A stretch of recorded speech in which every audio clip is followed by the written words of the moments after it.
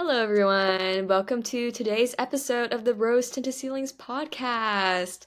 And today we have with us a special guest, Tina. Would you like to introduce yourself? Hi. My name is Tina. I am a podcaster of myself from the Courageous Inner Beast, and I also just love to just hang around, like try to heal as much as I can, and then also, uh, just enjoy life right now because we need to live our life.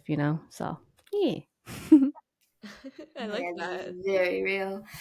Tina, so the reason that we're having you on today is because you said you could teach us a little bit about what it means to heal your inner child. Now, I've seen the term inner child be like thrown around before, and usually I'll just laugh and nod along, but I don't actually know what that means. So, are you able to kind of give us a brief rundown of what your inner child really is? Yeah. So I mean the I guess the technical terms of it, I'm not sure, but then for sure with my own experience is knowing your little self. So right now I'm a full-fledged adult now. So if my inner child, if anything, she is 15 years old right now. So she is in that rebellious stage, stubborn and just like hell bent, like who gives a shit about everything else? It's like this is my life. This is how I'm gonna do it because this is what I want to do. And so for the longest time, I've just let her drive the wheel, like steering everything in my life. So what it is like, so I guess going back to what is inner child is just who you were that like kind of stunted your growth in a sense of why there's certain traumas in your life, there's certain areas and situations in your life that you just derive from and just have that steer the wheel of your life. And so for the longest time for me was I felt I couldn't do anything. I felt that I just only can do something if someone gave me permission to do it. Gave me permission to change my career, give me permissions that I could eat my own ice cream, that I can choose to eat something versus, have someone else make it. And so I grew up being a people pleaser, and that's where my inner child came from, of just pleasing other people, and not really caring about what I need and what I desire. So like I was always in the back burner of everything. And I didn't like that. I didn't like that at all. And so how I worked to heal my inner child was talking with her. Sometimes it's all about self-awareness though, because it's not really say, "Oh, hey Tina, how you doing? Okay, hang out." Okay, it's like cuz I don't know for y'all yet like what your inner child is yet, but then for me, she comes up whenever there's something hard about to come up. Like like right now for my podcast, right? I have to make some growth and already I'm like anxious. Like I'm feeling anxious of like what to do and feeling doubting myself, feeling that I'm not good enough and so forth. But I know that's not me today. It's the inner child me that's feeling anxious, you know? So usually the first things I do for her is talk with her first. It's like, "Hey, how are you doing? I know I can see you're being anxious right now. Let me hug you. I got you. You're safe. We're safe." So pretty much like reparenting her, like, and I had to really sit down with her. And then sometimes the 15-year-old self me gets really stubborn. So she doesn't listen all the time. She's like, no, no, no, no. I don't want to. No, no, no. Please don't. No. And so that's when I have to get shit done, I just let her like, okay, go away, sit and just like let me do my thing, okay? And so yeah, that's kind of like one of the few things I have done so far to kind of heal her and just sit with her right now. I am really curious how you were able to first gain that self awareness that you were talking about to recognize your inner child and reparent it, because I imagine it might be difficult to get to that point of self awareness. Yeah, I think it's all started with I think it started with healing my inner child was when I think it's a combo of both of my own going education, like going getting my bachelor's in psychology and then my master's in career counseling. So a lot of backgrounds of self awareness already within that. But then on top of that too, I also how do you call it? Also at the time I dated someone like in 2019 and they one of the things I asked him was, "Hey, so what is it that you don't like about me?" Because it was like near the end of the relationship. It was like it did not work out. But I was like, "Okay, can you tell me what's up?" And then I say, "Well, well, your passivity is unattractive." And I'm like, "Damn, okay." Like, how do I what? So I was like shocked. I wasn't sure what to do, and that kind of like started everything of where like how the healing came about because that on top of when COVID just started, I was like, okay, I need to slow down, need to figure out what I want to do. Because even after that, I asked my friends, hey, am I passive? Like, I asked like a bunch of my friends, like, they all said yes. And I'm like, fuck, okay, yes. Okay, okay, I guess I am passive, and that entail of my inner child because like I said, people pleasing, right? And so that's kind of where it all started because I was hit with a bulldozer, really, of that my passivity was unattractive to someone that I really cared about. But yeah, it didn't work out as right now. Thank you for sharing that. I'm a little curious how you mentioned that you do have a background in psychology, like a bachelor's in that. Is Yeah. the concept of the inner child like talked about at all in the psychology field, or is this still like a very like new up and coming idea? It's a more general in psychology is more general terms, I would say. Like even when I was in psychology, doing when I was in taking psychology classes it was mainly just general things. I think I learned more of it during my master's program because it dived deeper into, well, also a specialization. So mine was career counseling. So just specializing in how are we going to connect with college students? Because that's in the career counseling field is. And I learned about it. Well, not really inner child, but more of like self awareness. And when self awareness come into it, then the inner child comes in of like, oh, I see you coming up, I see. Because like there's one time I think I was journaling once, just random, but one time I was journaling, say, what is your earliest childhood memory? And then I was like, what is that? What is that? And I remember I was like crouching in, like I was like, how do you call it? Like in a room, fetal position, legs on top of me, I'm just like crouching and then thinking to myself, oh, so loud in here, so loud, and then myself, like my current self, like, hey, I see you crying. I see you yelling, or not even yelling, but scared. And so yeah, I think it's just all, and then so I helped her reparent her, and it's like, I'm here. Let's go to the other room because it's too loud right now. And so, yeah, mainly is through the master's program because there's more specialized, whereas psychology, bachelor's, just like in general. And that's what I learned is when you get a psychology degree, it's definitely worth it to niche down into a master's program because you could do psychology in every field, in every program, major, and so forth. Yeah, no, that makes sense. That career counseling, first of all, I assume that a lot of it is dealing with helping with past traumas. One thing that I thought was really interesting, how you mentioned that your age now is kind of what affects is how you view your inner child. Like you said, now that you're older, you see your inner child as a 15-year-old.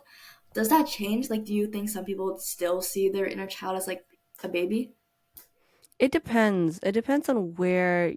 I think it depends on where it's stunted, because I have some friends.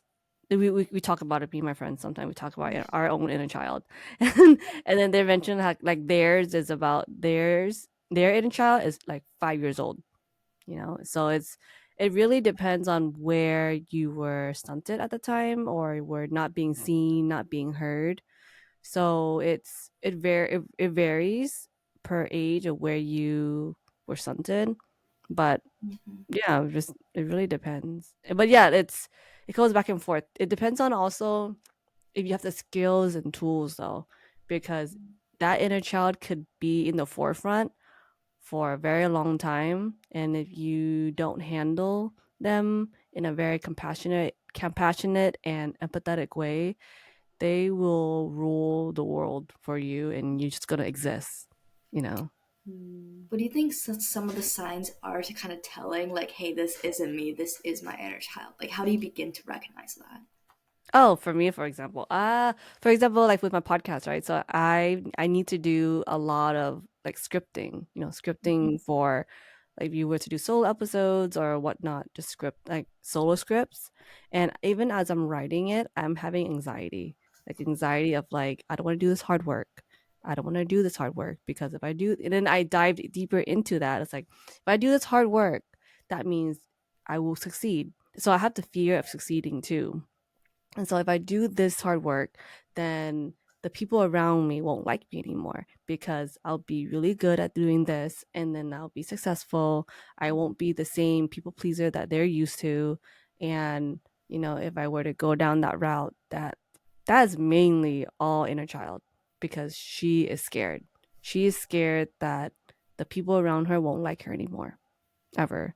And so when and for me to notice that is to breathe, to just breathe when I'm having anxiety. I was like, okay, I see her coming up. Okay, I need to breathe, breathe, and then chat with her. And then she's like, fine, I see it. Okay, cool. And then she hangs out, and then I do my job that I need to do. And so, yeah, so that's Yeah, really. I like that you talked a lot about the steering the wheel metaphor, whether it's you or your inner child steering the wheel. So I'm curious what you would think about, do you think it should always be your older self steering the wheel? Like, where do we find the balance between this? It depends, because really it's when you see her or him in like fear in the rear view, you kind of just have to just like, hi, what's up? You talk with them, give them their space that they need, and then let it go. It's just like, it's hard to find the balance because they will always be there. they it's not that it will be gone forever, because that's our upbringing.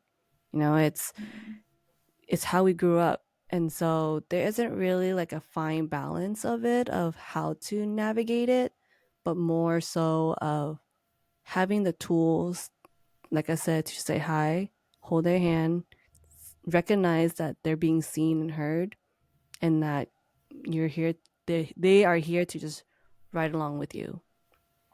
So Yeah, yeah, that's. that makes a lot of sense. I was also wondering too, is your inner child like kind of like steering the wheel? Is that always a bad thing? Could it ever be like good to kind of let them take Oh things? yeah. Yeah, like I love playing. Like, I think it just depends on what circumstances you're in. For example, one of the things I love doing is, what am I doing? One of the things I love doing is having those water that spouts from the ground. Like in front of the industrial buildings. I love, like, every time I see it, I just like, I want to run through it and just like, "Wah!" And then that's what I did. Like, sometimes I'll just run through it and get myself wet, and or like, like it's I think it's also based on the situation. Like, you wouldn't let your inner child come out at a funeral. You wouldn't let your such inner child come out even at a, well, I mean, at a wedding, but like in the sense of, being obnoxious or stuff like that, or being stubborn. It just really depends on the situation, because having your inner child come out means that you're willing to be playful. that you're willing to just enjoy life and be present with the world and not being worried about what an adult's supposed to be like. What and that's what I forget too. Like when we're adults, we forget to play. And so that's the thing, like I want to remind everyone to like still play. Like that's the inner child play. Like just let it play when it needs to be. But then also that find that balance of letting that sit and not let it come out yet because serious business needs to be done first. Hmm. Yeah. No, that does like make a lot of sense. Thank you. Yeah. And I know you talked a lot about how your inner child is very, very like specific to each individual person. But do you have any like umbrella generic tips that could help like everyone kind of get more in tune with their inner child? Yeah. Let's see. Generally, I think it depends because mm, I think like mainly like feeling the feelings, really feeling your feelings, but that's hard, especially if your upbringing was told to not feel your feelings, especially if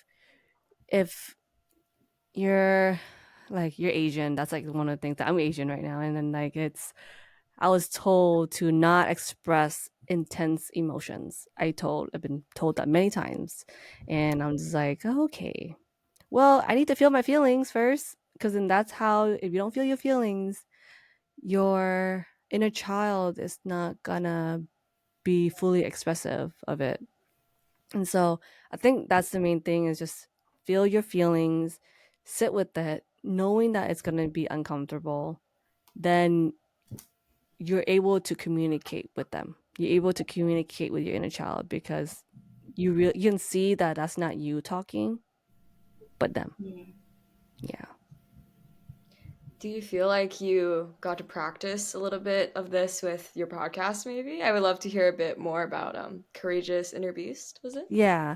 I actually do. Whenever I mainly when I meet with guests on like women who come on as guests and they share their story because that's so my podcast is mainly that just having women come on and share their story, whether it's like their courageous story about eating disorders, domestic violence, cancer, uh, leaving a job, and stuff like that. When I'm with them, I feel my inner child come up. I feel it all the time when I'm with them. And I was like, oh, I see you feeling a certain way within this topic. But then, of course, I have to soothe her, regulate her right away because I'm here for them, for the guests. So afterwards, though, then I regulate myself more properly.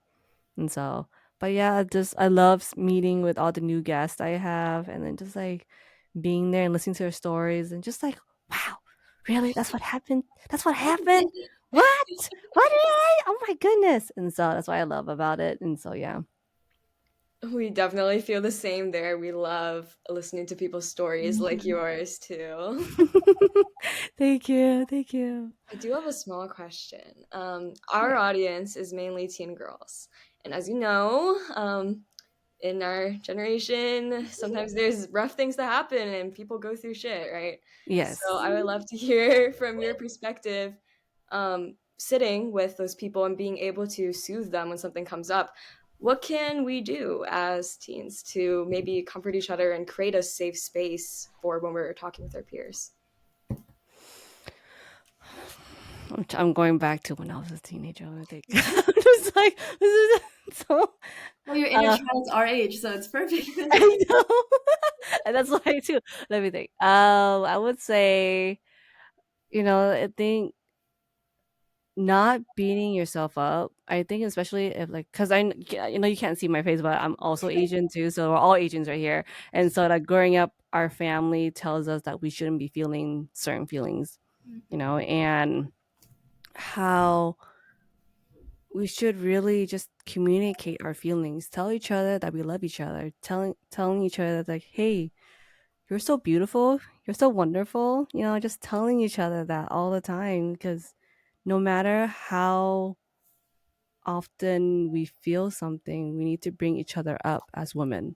We need to bring each other up, like, and not to bring each other down, because there's already so much of that already. Why do that against each other?